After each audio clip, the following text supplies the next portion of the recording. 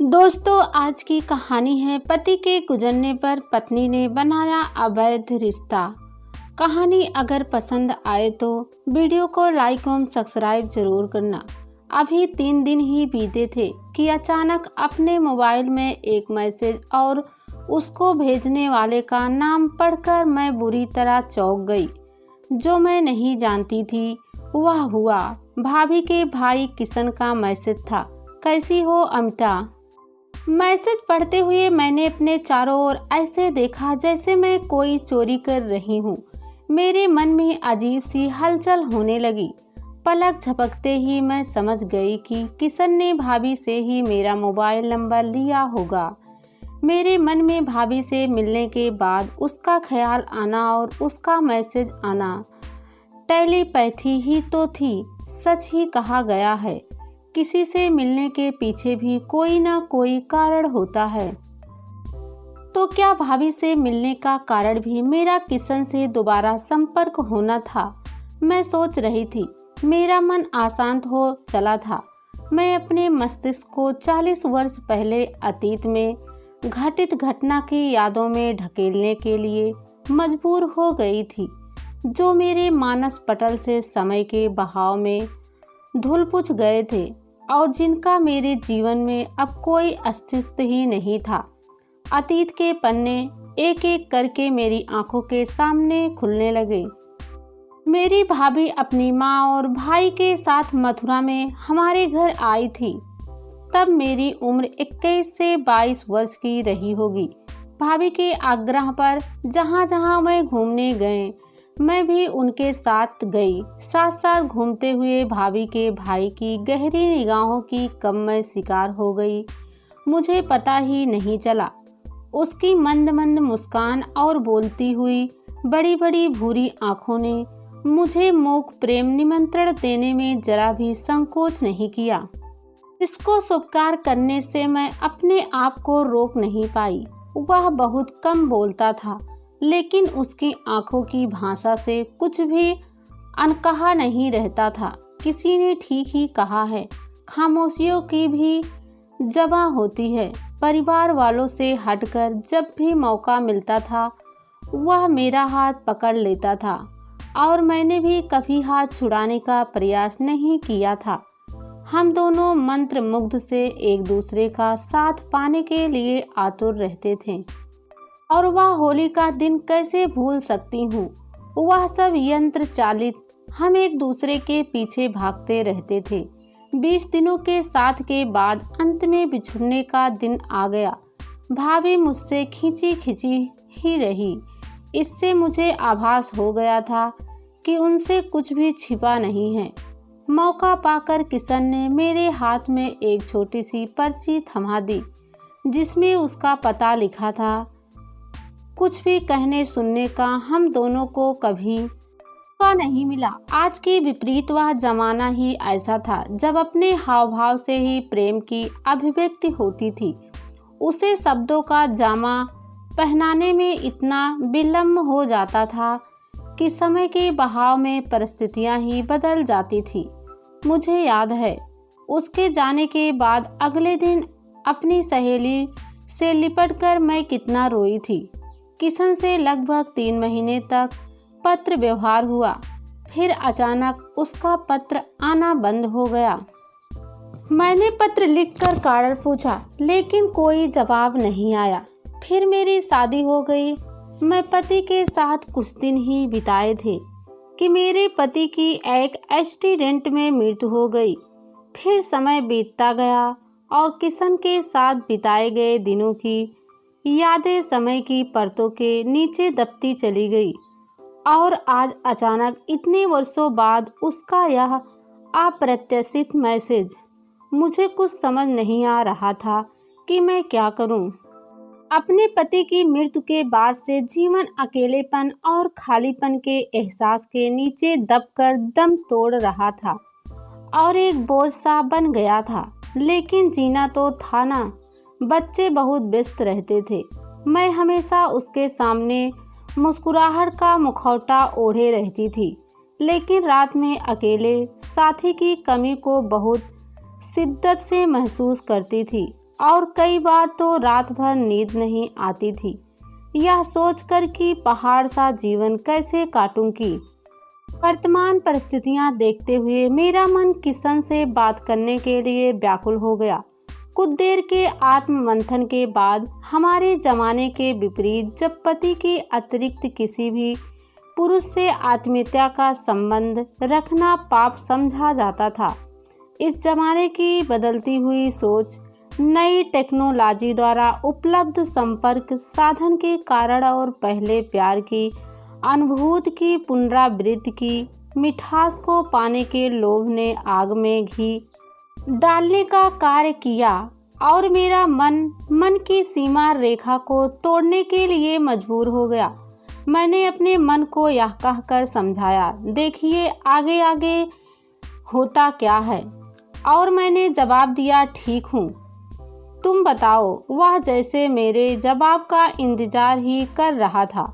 प्रयुक्त में उसने औपचारिकता पूर्व मेरे परिवार के बारे में विस्तार से पूछा और अपने परिवार के बारे में बताया कि उसके परिवार में उसकी पत्नी और 2 बेटियां हैं। दोनों बेटियों का विवाह हो चुका है। वर्षों बाद उनकी आवाज़ सुनकर मैं बहुत रोमांचित हुई। ऐसा लगा कि जैसे हमारे अतीत के मोह प्रेम को बाड़ी मिल गई। वार्तालाप में साथ साथ बिताए गए वह दिन जो धरातल में कहीं समा गए थे, पुनराजीवित हो गए। बहुत सारी घटनाएं किशन ने याद दिलाई जो मैं भूल चुकी थी। मैंने पूछा, तुम्हें तो सब याद है? वह बोला, मैं भूला ही कब था। तो फिर तुमने पत्र लिखना क्यों बंद कर दिया था? क्या करता, दीदी ने सब कुछ पिताजी को बता दिया और उनके आदेश पर मुझे ऐसा करना पड़ा। वह जमाना ही ऐसा था।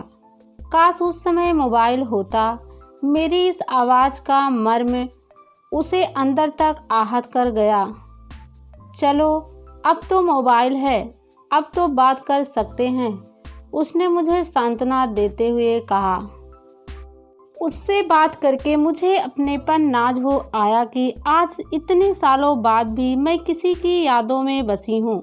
विवाह एक सामाजिक बंधन है जो शरीर को तो कैद कर सकता है, लेकिन मन तो आज़ाद पंछी की तरह अरमानों के गगन में जब चाहे उड़ सकता है। बहुत बार विवाह के समय हवन की अग्नि भी प्यार की तपिश को आछुड़ नहीं कर पाती।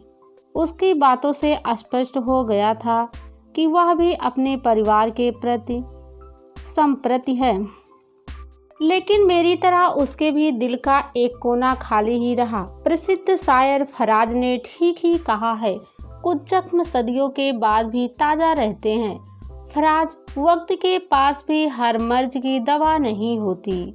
मुझे किशन की बातें बहुत रोमांचित करती थी, लेकिन धीरे धीरे उससे बातें करके मुझे एहसास हो चला था कि हमारा प्रेम परिपक्व उम्र की अंतरंग मित्रता में परिवर्तित हो गया है। इस नए रिश्ते को बनाने में किशन का बहुत सहयोग था। पहले उसकी जो बातें मुझे रोमांचित करती थी, अब अजीब सा सुकून देने लगी थी। अब हम दोनों की बातचीत में किसी कारण लंबा अंतराल भी आ जाता था, तो मुझे उसके दोबारा खो जाने की बात सोचकर बेचैनी नहीं होती थी। हम दोनों ही वार्तालाप के दौरान एक बार मिलने की इच्छा व्यक्त करते थे। एक दिन उसने मुझे यह कहकर चौंका दिया कि वह एक बार मिलने के लिए बहुत बेचैन है और वह जल्दी ही किसी बहाने से मुझसे मिलने दिल्ली आएगा। यह सुनकर मुझे सुखद आश्चर्य हुआ। उससे मिलने की कल्पना ही मुझे बहुत रोमांचित कर रही थी। सोच में पड़ गई, 40 वर्षों में उसमें जाने कितना परिवर्तन आ गया होगा। पता नहीं मैं उसके साथ सहज हो पाऊंगी या नहीं। वह दिन भी आ गया जब उसे दिल्ली आना था। किशन से इतने सालों बाद मिलना मेरे लिए सपने का वास्तविकता में बदलने से कम नहीं था। उससे मिलने पर मुझे लगा कि हम दोनों के सिर्फ बाहरी आवरण पर ही उम्र ने छाप छोड़ी थी, लेकिन अंदर के एहसास में रत्ती भर भी परिवर्तन नहीं आया था।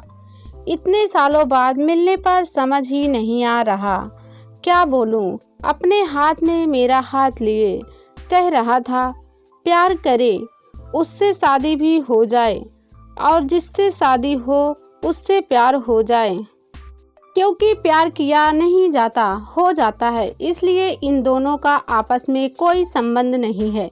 हमारी आपस में शादी नहीं हुई, लेकिन आपस के प्यार के एहसास के रिश्ते को अच्छे दोस्त बनकर तो जिंदा रह सकते हैं। वैसे भी उम्र के इस पड़ाव में इससे अधिक चाहिए ही क्या। मेरे जीवन में तुम्हारी जगह कोई नहीं ले सकता। मुझे ऐसा लग रहा था जैसे मैं किसी दूसरी दुनिया में विचरण कर रही हूँ, जिसने मेरे प्यार को दिए की लौ की तरह अभी तक अपने दिल में छिपा रखा था। मैं अपने को धन्य समझकर उससे लिपट गई और मेरी आंखों से आंसू बह निकले। उसने मुझे अपने बाहों में थोड़ी देर के लिए जकड़े रखा।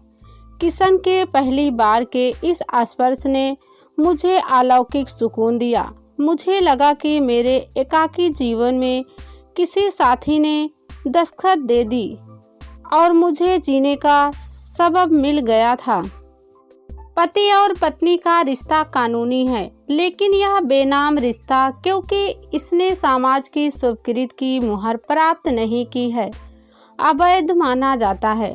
समाज को अपनी सोच बदलने की आवश्यकता है, क्योंकि यह बेनाम रिश्ता इतना खूबसूरत होता है कि जीवन के लिए संजीवनी से कम नहीं होता और ताउम्र खुशी देता है। शायर गुलजार ने इस बेनाम रिश्ते को अपनी कलम से बहुत खूबसूरत तरीके से उकेरा है। हाथ से छू के इस रिश्ते को इल्जाम ना दो। उसने मुझसे कहा कि हमारा मिलना आसान नहीं है, लेकिन फ़ोन पर एक दूसरे के संपर्क में रहकर हमेशा एक दूसरे से जुड़े रहेंगे। किशन ने एक ऐसा एहसास देकर जिसके कारण हजारों मील की दूरियां भी बेमानी हो गई थी, मुझसे विदा ली। इन दोनों के बीच की दूरी अब कोई माने नहीं रखती थी। दिल से दिल जुड़ गए थे। यह रिश्ता दिल का था। समाज की मुहर की जरूरत भी नहीं थी इसे।